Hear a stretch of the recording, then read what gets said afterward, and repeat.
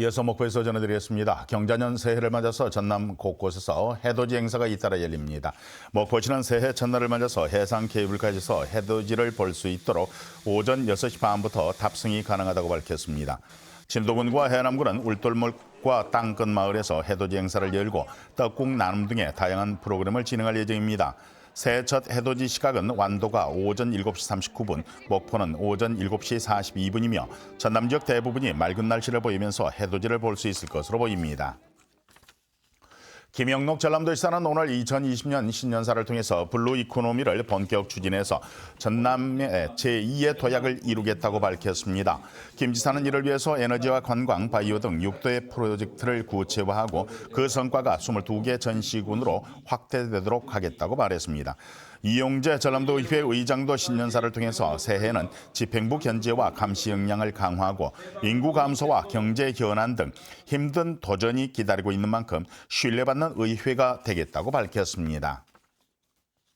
새해에는 광주시 모든 어린이집에서 무상 보육이 실현이 되고 청년들을 위한 구직수당 사업이 재개가 됩니다. 또 전남 지역에서는 전국 최초로 농업민 공익수당이 지급이 됩니다.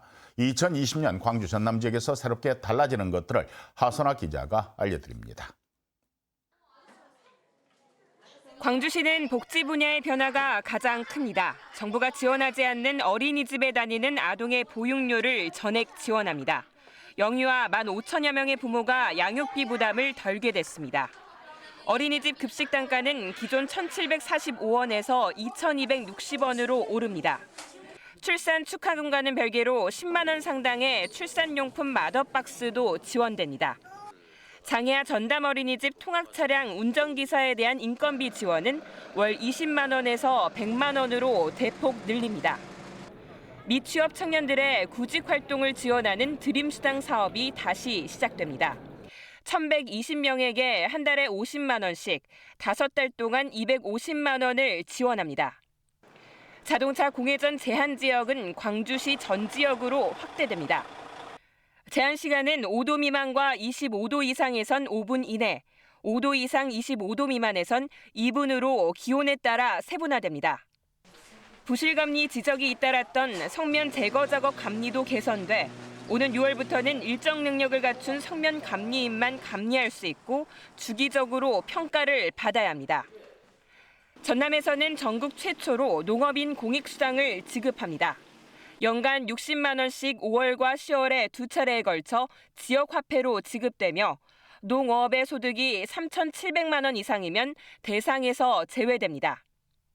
소규모 농업인을 위한 농업인 월급제는 22개 전체 시군으로 확대되고 지급 기준도 완화됩니다.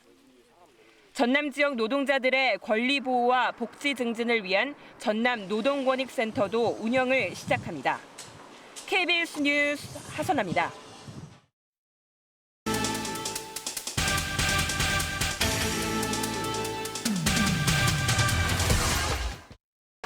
신안군이 농촌형 교통모델의 이용자 편의 개선을 위해 천사택시 전용 교통카드와 정산 시스템을 개발해 내년 1월부터 본격적인 운영에 들어갑니다. 신안군은 이에 따라 바우처 쿠폰을 통한 이동 구간 제한이 줄어들고 보조금 집행의 투명성도 향상될 것으로 전망했습니다.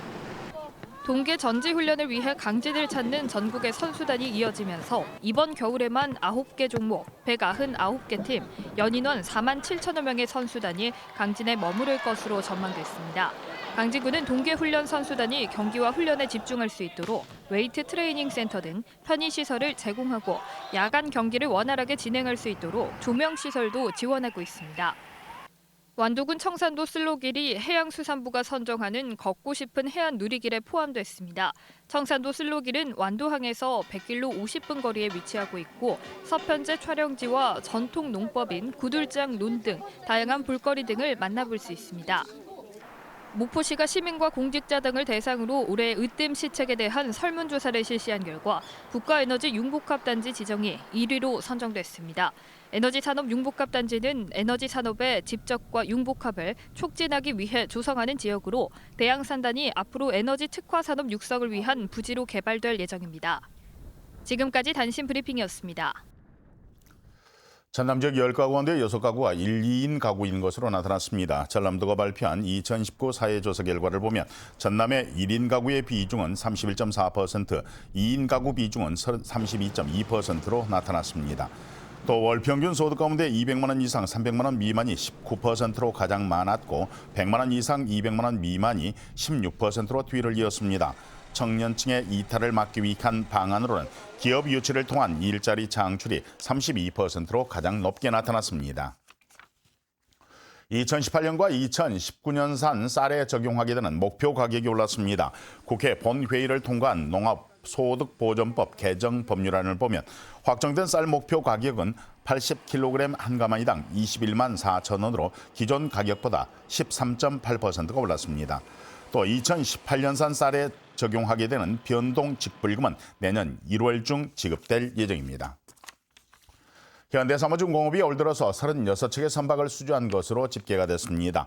현대사무중공업은 올해 수주 선박이 36척 38억 달러를 기록했다고 밝혔습니다. 지금까지 목포였습니다.